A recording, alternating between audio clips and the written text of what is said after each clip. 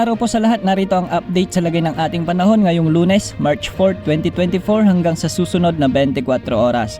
Sa ngayon ay ang hanging amihan pa rin ang nakakaapekto sa ilang bahagi ng Northern Luzon, samantalang ang mainit na easterlies naman ang nakakaapekto sa natitirang bahagi ng ating bansa.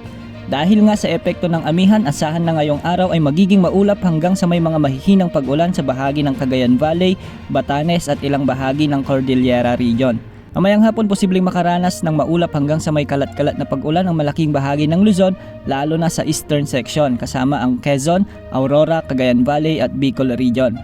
Magiging bahagyang maulap naman hanggang sa maulap na kalangitan na may mga tsansa ng mahinang pag-ulan ang panahong mararanasan ngayong araw sa Ilocos Region, Central Luzon at Calabarzon, kasama na ang Mimaropa Regions. Ang buong Visayas, Palawan kasama ang Calayan Islands at ang Occidental Mindoro ay magiging maulap na may mga pulupulong pag-ulan, pagkulog at pagkidlat dulot ng easterlies o localized thunderstorms lalo na mamayang hapon o gabi. Magiging maulap din ang halos buong Mindanao ngayong araw na may mga pag-ambon o pag-ulan sa ilang bahagi ng rehiyon. Sa Metro Manila at sa natitirang bahagi ng bansa ay magiging maaraw at mainit ang panahon ngayong araw, ngunit may mga tsansa ng bahagyang maulap hanggang sa maulap na papawirin at minsan ay may mga mahinang pag-ulan dulot ng easterlies o localized thunderstorms sa ilang lugar. Posible ang mga biglaang pagbaha at landslides tuwing may mga malalakas na thunderstorms.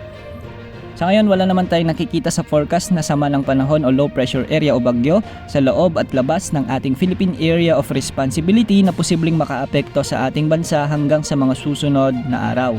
Samantala patuloy na mararanasan ang matinding init ng panahon sa mga susunod na araw dahil sa unti-unting pagkawala ng amihan.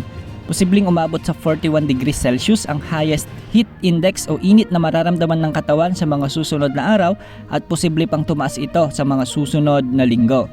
At yan po ang update sa lagay ng panahon ngayon. Maging handa sa bawat oras dahil minuminuto ay nagbabago ang panahon. Ito po ang weather update ng bayan. Maasahan anumang panahon.